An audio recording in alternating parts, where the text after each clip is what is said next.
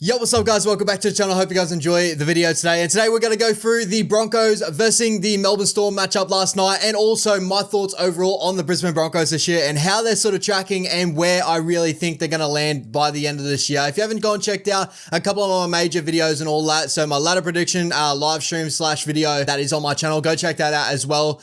So you kind of get my views before the season where I thought this team would sit. And also if you want to go check out my last season's thoughts on the Brisbane Broncos, the team to possibly take down a dynasty in the Penrith Panthers, go check that out. I thought that would be awesome for you guys to go watch and really see where my thoughts are with the Broncos at the moment, because I'm really impressed with the squad that they have. I know everyone out there would probably be saying, bro, they're sitting 12th right now. Currently, I was sitting on the 5th of April. They're sitting 12th before a lot of this weekend's games, Saturday game, Sunday game, and all that sort of stuff. But I thought that performance last night against the Melbourne Storm was absolutely incredible. Without Haas, without Walshy, without Reno in that second half, without Piakora, obviously, you know, their new big back rower. A lot of players that are yet to come back into this lineup here, and to give it to the Melbourne Storm the way they did at Amy Park was absolutely incredible. And if you haven't gone checked out my video on the Melbourne Storm, because I will touch on a little bit about the Melbourne Storm in this video here today, but if I made a complete another video about the Melbourne Storm, guys, I'll be making one every week, because I honestly think that they're going to be really like top contenders if they continue to grow from this point here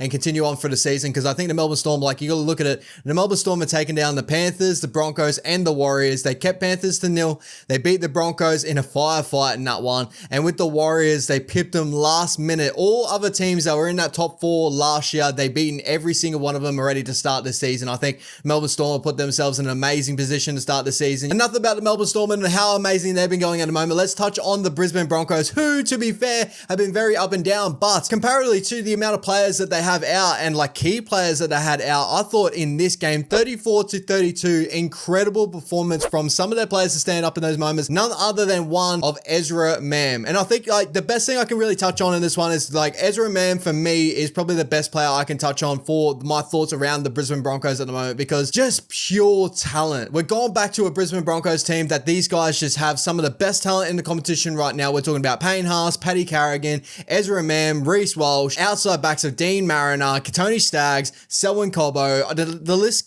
goes on. Jesse Arthurs as well, who's so underrated as a winger. I remember back in the days when I was growing up, my dad's favorite team in the competition was the Brisbane Broncos. When I was a little boy, I used to love Darren Lockyer, so I watched way too much Brisbane Broncos games. I used to love the Brisbane Broncos myself, and you know, just watching those guys, you know, go out there, had the best players on the field, you know, Darren Lockyers, Carmichael Hunts, Shane Webkes, Petro Semasievas, some of the best talent ever has come through this Broncos system. Wendell Sailors, Lottie Tikiris, Stevie Reynolds, the Walter boys, Alfie Langer, like the names go on. And I feel like this organization had been on a little bit of a downslope, you know, the years past the last. Obviously the Broncos making a grand final last year and starting to turn their season around under coach Kevy Walters. And I think Kevy Walters is really injecting, and you hear it all too much a lot these days and all that, but the old school Bronco mentality into the side. And I think that's the biggest thing that, you know, seeing in this game, 34-32, scramble defense, absolutely incredible. Even though, you know, they allowed 34 points, they lost the game, they allowed 34 points in that. But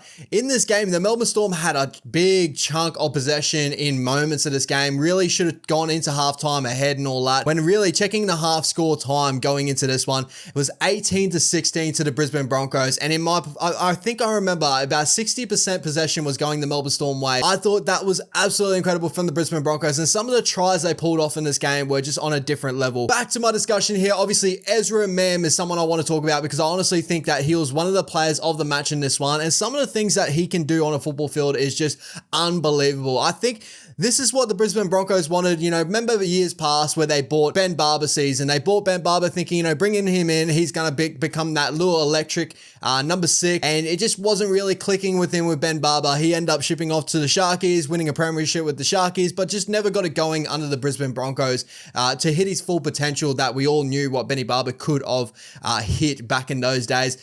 So then they go for a little man called Milford, Anthony Milford, that, to be fair, in those first couple of seasons of the Brisbane Broncos, he was on fire. He was absolutely incredible. They tried to make him into that six, that really entertaining six, and it just wasn't really working towards the end of their career because they had a big choice of Benny Hunt or Anthony Milford, and that's probably one of the biggest choices. They end up choosing Anthony Milford, who ended up not becoming the player that really they wanted, they expected, especially after the first couple of seasons of Anthony Milford, and let go of Benny Hunt, who ended up, he's been the man at the Dragons, the one that has held them all together. He's touched origin stages back to back to back. Like, Benny Hunt's absolutely incredible. And I'm not saying the Broncos made the wrong decision there, because now where you look at them, you see where they're at right now. They've got a man in EZRA Mam who they wanted back in the day of the Benny Barber, the Anthony Milford. EZRA Mam is that similar mold of player, just that player off the cuff. He can do anything with the football. The ball just bounces his way. And that try last night that he had, where just the kick went through from Billy Walters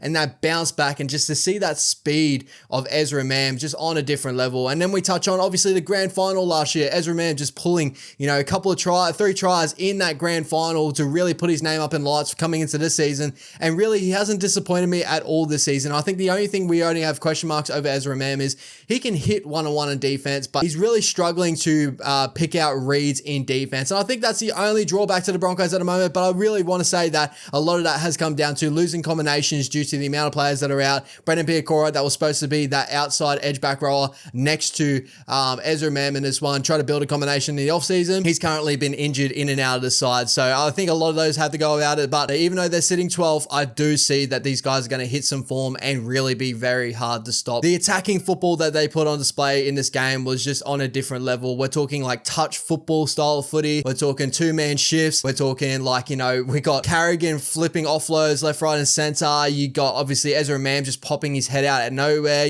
Adam Reynolds, before he went off, his kicking game, absolutely incredible. And then add on top of that, the moment before, him going down with injury, he was just putting people through holes. I thought, Jesse Arthurs had an incredible first half in this game. He was unbelievable. I still have him in Supercoach, so obviously I got a little bit of love for him at the moment. And of course, like, he used to be with the Warriors, and I wish we kept him at the Warriors, to be honest, but it is what it is. And then you see the big man, the skyscraper himself, Benjamin Tekora. And this is what I mean. Like, these are all the talented players that are coming through the system right now. Xavier Willison is an incredible talent that the Broncos have.